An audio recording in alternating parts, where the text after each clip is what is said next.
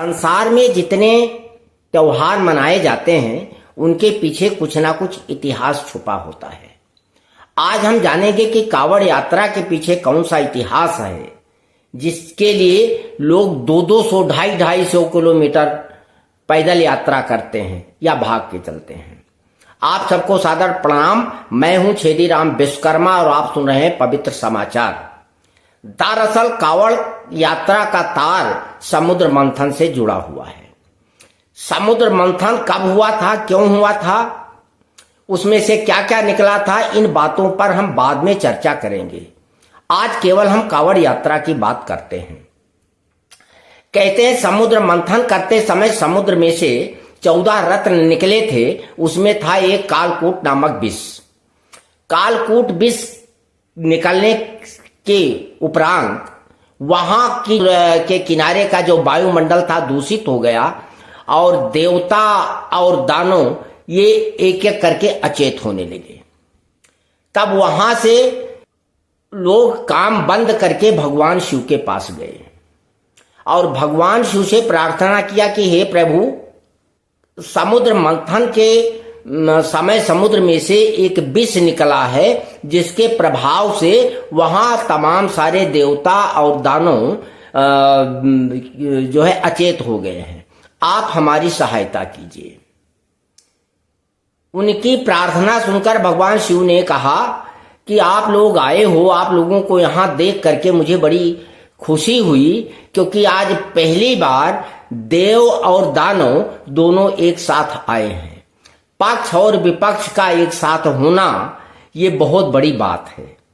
तो इसलिए मैं आप लोगों के साथ वहीं चलता हूं जहां पर समुद्र मंथन हो रहा था। जब भगवान शिव वहां पहुंचे तब उन्होंने पहले अपने सांस के द्वारा वायुमंडल में फैले सारे विष को सोख लिया और फिर कालकूट नामक विष के पात्र को उठाकर और वो पी गए। लेकिन उन्होंने उस विष को अपने गले से नीचे नहीं उतरने दिया। गले में रुक जाने के कारण उनका गला नीला हो गया। तब से उनका एक नाम नीलकंठ भी है। भगवान शिव चाहते तो उसके प्रभाव को खत्म भी कर सकते थे, लेकिन ऐसा करने से विष का महत्व दुनिया से समाप्त हो जाता, इसलिए उन्होंने ऐसा नहीं किया। लेकिन जब उन्होंने उसको प्रभावहीन नहीं किया तो विष को तो अपना प्रभाव करना ही था।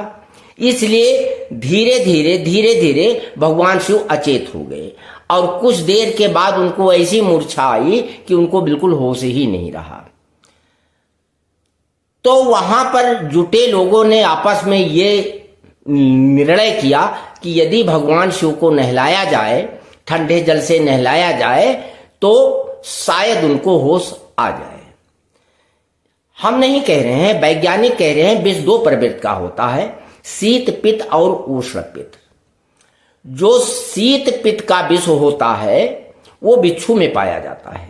बिच्छू अगर किसी को डंक मार लेता है तो मार देता है तो उस जगह को सेकाई करना चाहिए और आदमी को कंबल या रजाई में लपेट के रखना चाहिए, तो उसका विष का प्रभाव कम हो जाता है। लेकिन वहीं यदि किसी को सांप काट लेता है तो उसे नहलाना चाहिए, ठंडे पदार्थ पिलाना चाहिए, क्योंकि वो उष्ण प्रवृत्ति का होता है। तो इसी प्रकार जो कालकूट नामक विष था वो उष्ण प्रवृत्ति का था। इसलिए ये प्लान किया गया कि जल्दी से जल्दी भगवान शिव को नहलाया जाए। लेकिन अब नहलाते कहां से, क्योंकि समुद्र का पानी तो खारा था और उसके अतिरिक्त समुद्र पर कालकूट विष का कुछ अंश छहरा होने की संभावना थी। इसलिए जितने भी वहां पर लोग उपस्थित थे वो अपने श्रद्धा अनुसार, अपने पौरुष के अनुसार जल लाने के लिए दौड़े। कोई भागता हुआ गया, तो कोई पैदल गया, तो कोई बहंगी बना के लेके गया। इस तरह से जितनी पास की नदियां थी वहां से पहुंच के लोग जल लेकर आए और सुबह होने के टाइम भगवान शिव को नहलाने लगे। कुछ देर के बाद नहलाते नहलाते इतना जल नहलाया कि कहते हैं भगवान शिव के विष का प्रकोप बहुत कम हो गया और वो होश में आ गए। तब उन्होंने वहां पर लोगों से कहा कि आप लोगों ने मेरे लिए बहुत कष्ट किया है, अब बताओ तुम्हें इसके लिए क्या वर दिया जाए। जो आप लोग मांगोगे मैं वही वर आप लोगों को दूंगा।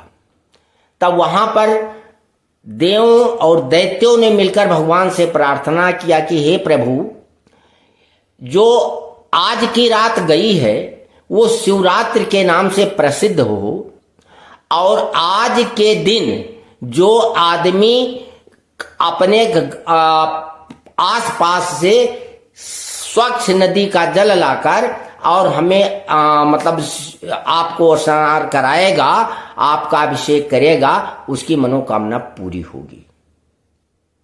भगवान शिव ने कहा ऐसा ही होगा, यौमस्तु। आज के बाद जो कोई भी भक्त अपने पास के नदी से जल लाकर सुबह मेरा अभिषेक करेगा, उसकी मनोकामना अवश्य पूर्ण करूंगा। ऐसा वर देके भगवान शिव वहां से अंतर्ध्यान हो गए। तब से लेके अब तक लोग कावड़ यात्रा करके और नदियों से जल लाकर भगवान शिव का अभिषेक करते हैं। यहाँ के लोग जिसके पास गंगा जी हैं वो गंगा जी से जल लाते हैं, लेकिन अयोध्या के समीप रहने वाले लोग शारजू नदी से भी जल ले जा करके भगवान शिव का अपने गांव के पास बने हुए मंदिर में अभिषेक करते हैं।